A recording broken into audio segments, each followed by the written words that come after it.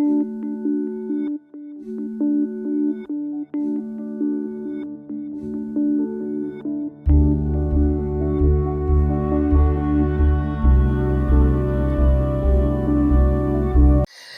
Everyone, doctor Fakia gynaecologist.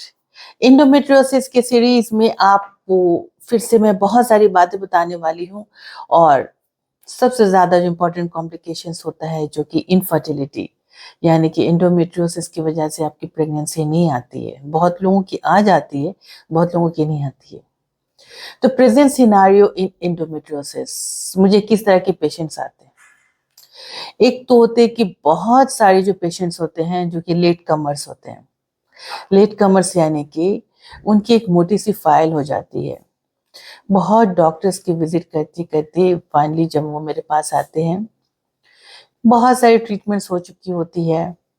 किसी किसी की आईवीएफ भी हो चुकी होती है, जो कि आईवीएफ फेल हो चुका होता है।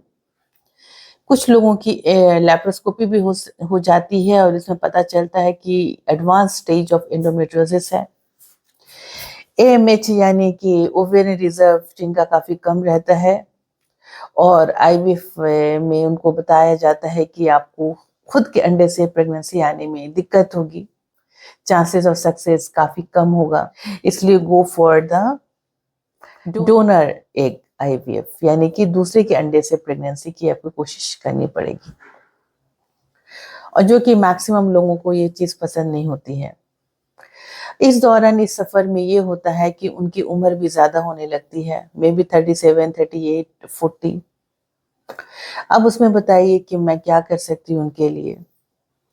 बहुत मुश्किल होता है इस तरह की सिचुएशंस को नेचुरल तरीके से प्रेगनेंसी लाना, बहुत मुश्किल होता है। सच्चाई तो ये है और ये एक्सेप्ट करना पड़ता है। यहाँ पे जो गलती हुई है ये हुई कि आपने फिर एक से डॉक्टर से दूसरे डॉक्टर से तीसरे डॉक्टर चेंज करते रहे।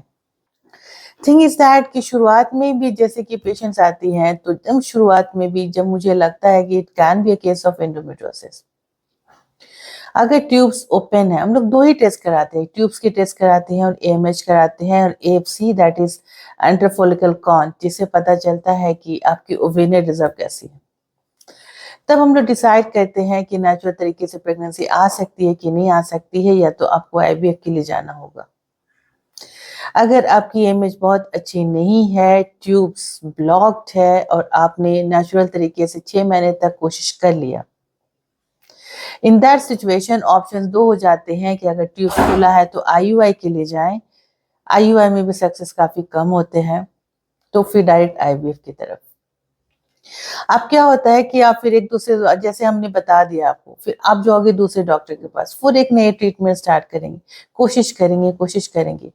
उम्र गुजरते जाती है, ओवेरियन रिजर्व कम होते रहते हैं और एंडोमेट्रियोसिस की प्रॉब्लम बढ़ने लगती है। एक हद ऐसा होता है कि सीवियर एंडोमेट्रियोसिस, जिसमें कि फ्रोजन पेल्विस जैसी कंडीशन, यानी कि सब कुछ आसपास की चीजें सट जाती हैं और इतना पेन होता है, इतना दर्द होता है और इतनी ब्लीडिंग होती है कि इसके लिए आपको फिर सर्जरी करानी पड़ती है।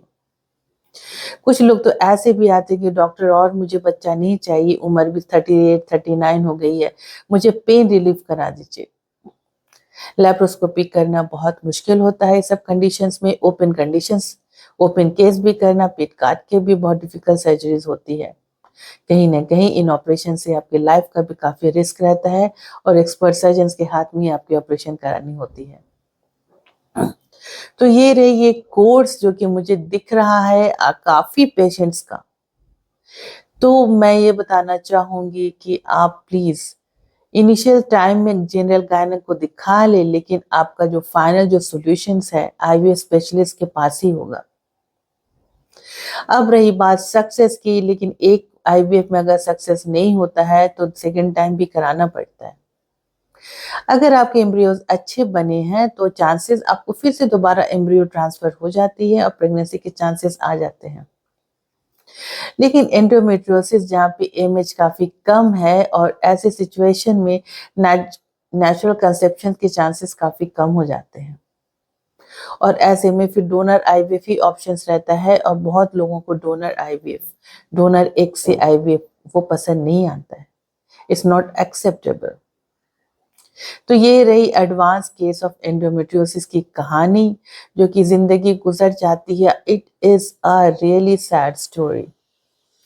अ सैड स्टोरी बिकॉज कहीं ना कहीं आप मिसगाइडेड हुए, कहीं ना कहीं आपको लगा आपने दूसरों की बातें सुनी, घर वालों की बातें सुनी, लेकिन जो स्पेशलिस्ट हैं उनकी बातें आपने नहीं सुनी.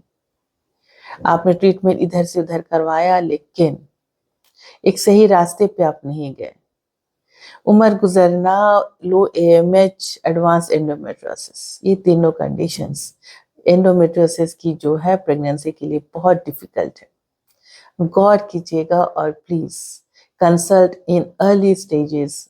शुरुआत के दिनों में ही प्रॉपर ट्रीटमेंट चाहिए, बिल्कुल proper treatment. Thank you so much.